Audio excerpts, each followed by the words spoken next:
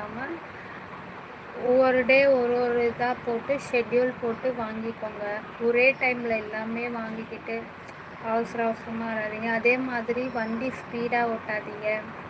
Helmet போட்டுட்டு போங்க. Helmet போடாததுனால தான் எங்கள் அண்ணியோட உயிர் போனதுக்கு ரீசன். அவங்க ஹெல்மெட் போட்டிருந்தாங்கன்னா காப்பாற்றிருக்கலாம்.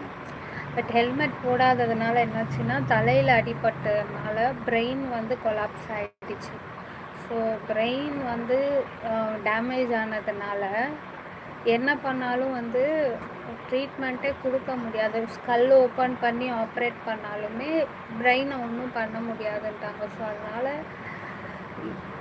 என்னோடய கைண்ட் ரிக்வெஸ்ட் வந்து வண்டி ஓட்டிகிட்டு போகிறவங்க எப்பயுமே ஸ்லோவாக வந்து ரைட் பண்ணுங்கள். ஸ்லோனால் அதுக்கு ரொம்ப ஸ்லோ இல்லை, மீடியமான ஸ்பீடில் போங்க.